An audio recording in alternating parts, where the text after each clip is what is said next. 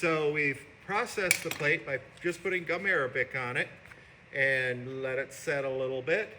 And now we're going to talk about rolling up and printing your plate. So I'm going to go through a number of things for you.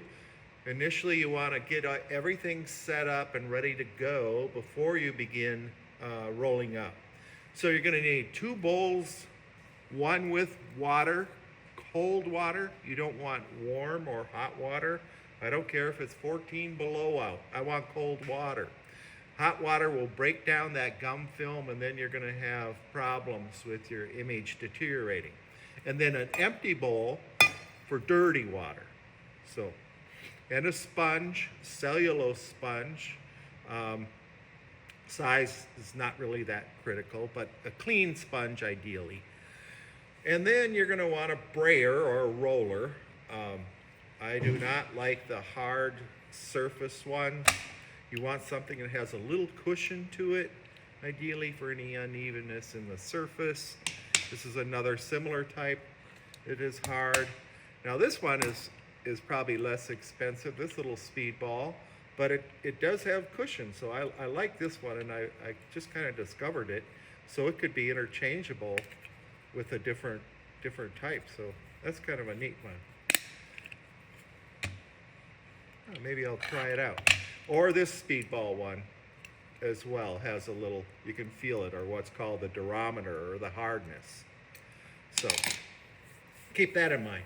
You want to get some newsprint ready for when you're printing to back your paper with, put between your prints, your papers, torn or cut to the size you want it to be.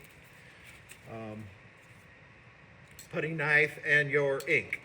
Now I'm probably going to do another demo because someone was talking about they're having a problem mixing color, and they said, boy, it'd really be nice to have some instruction about that. So I'll give you that instruction as well.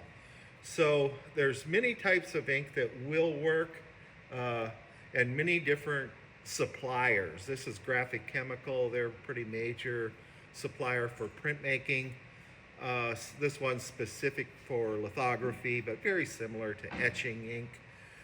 The ones we're using here that I like to use for lithography are Sphinx acrylic. And they come in different, we have the primary colors, red, yellow, blue, black, and we have 2 whites. One is a opaque white, if you want something more pastel or more opaque, as it's called.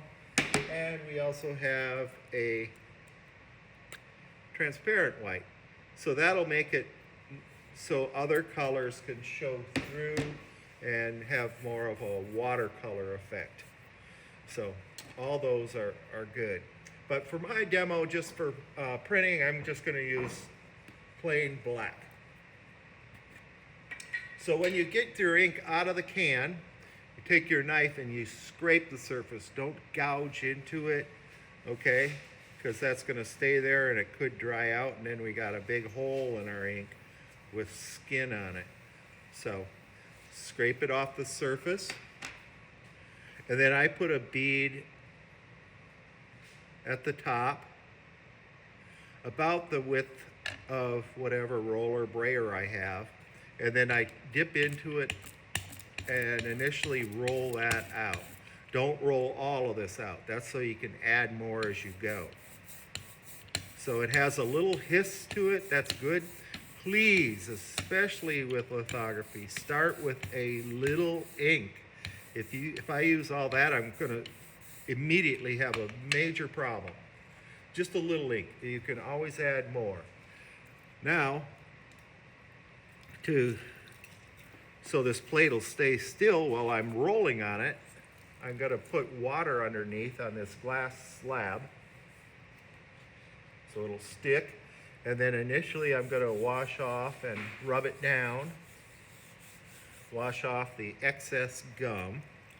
Goes in the dirty water. You can see it's already getting dirty. So this is critical, how much water. You just want it damp, okay? Otherwise it's kind of like hydroplaning on the surface. But you don't want it to dry out. So just damp. And so firm, even pressure about this speed is good. So the slower I go, the more ink will be applied. The quicker I go, it'll be more crisp and clean. And someone will say, whoa, it's not taking ink, but it doesn't. Lithography, you build the ink up slowly, or it's going to look like this. So every time I take the brayer or roller off, I sponge it again. That keeps it clean. Might have left a little film out there. I'm going to roll on it again. So I like on a plate this size, probably about 3 times rolling on it would be fine. Once I get to printing, I like to keep that consistent.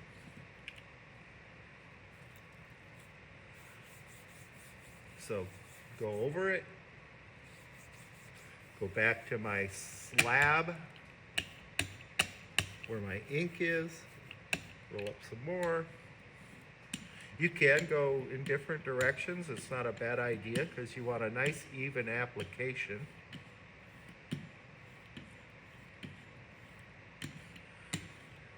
Beautiful.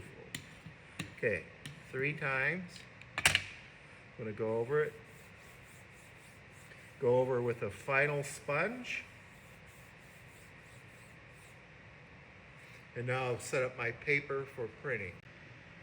Okay, printing. It's a good idea to have some sanitizing wipes around. You're going to get your hands a little dirty as you go with practice, and you'll learn to keep your hands neat and clean. But it's good to have that available. And then the press bed. So the press bed has this nice grid on it. So you can line up your image depending on its size, and then line up your paper so it's registered, so it's straight. You have nice straight borders. So this is an 8.5 by 11 sheet. So that should be 4 1/4. Should be 4 1/4 by 5.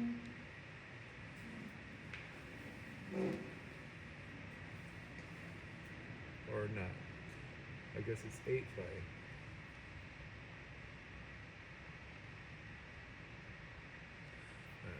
Oh no, I cut it down. That's right. I trimmed the edges. Another thing I wanted to say. If you have a photo or an image and you have a border on it, I like to actually cut it down to the size of the image. Otherwise, that border tends to get a little dirty, and then you have a dirty border and then a clean border. So that's why I did that. So your paper, I have 7.5 by 5.5. So I go down to the top, and I like to keep my eye on this line going down as I lay it.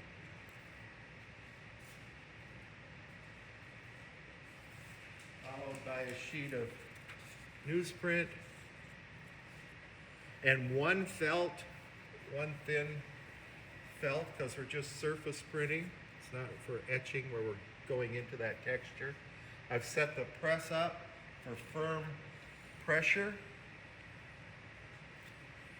That's kind of a test too, to see your first print, your amount of ink and the amount of pressure you have.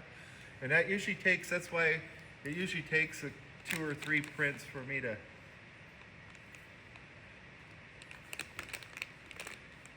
get it all worked out. Believe it or not, I just can't just start printing. Wow.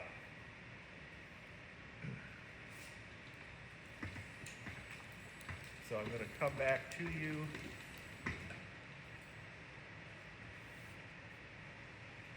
Plate. First print, I expected it to be a little light. You want to bring it up slowly though.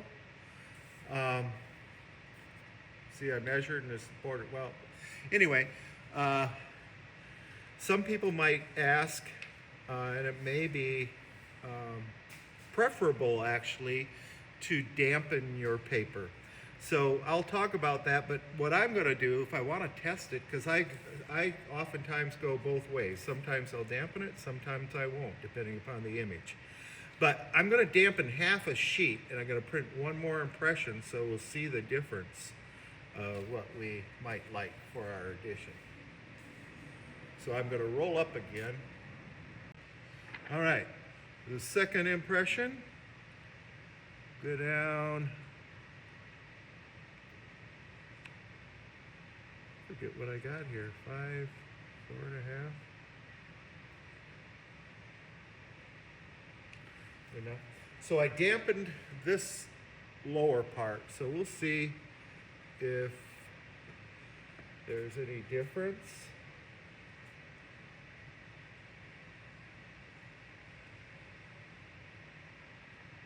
That's not right.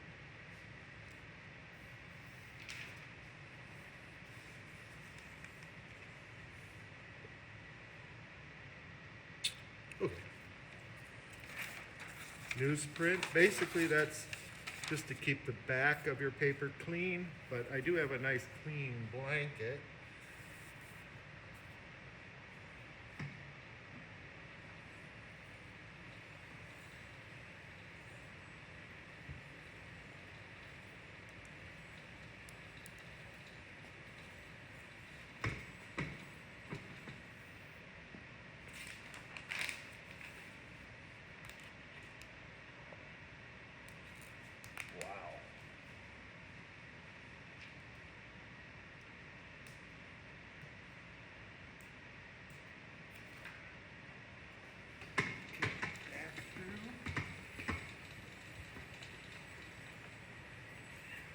So the bottom part was dampened, and I really can't tell a difference in this case. Kind of looks beautiful on the whole surface.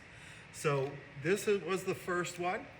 Second one, I might want to print one more to see if it still is printing like this. So once you get to a certain point, you want to keep it, you want to leave this one out. Let's say I really like this one. This is what I want them to look like. I like to leave this one out, and each time I print, put the print next to it and compare it just to see if anything's changing. Do I have to add more ink? Should I scrape off and use some less ink? Take care of the plate.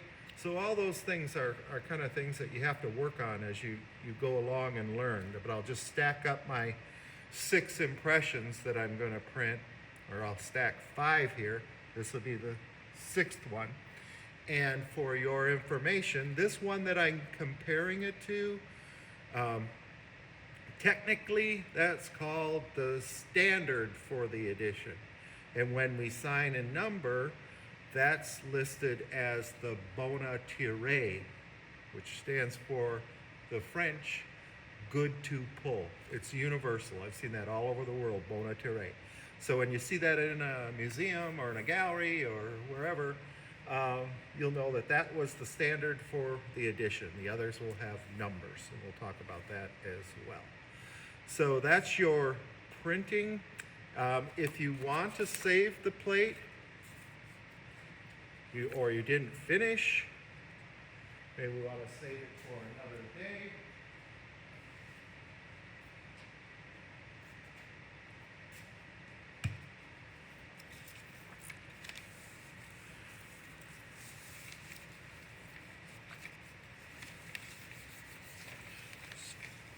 Put it down, and just like when we started, we're just going to save it with a little gum arabic, put it away.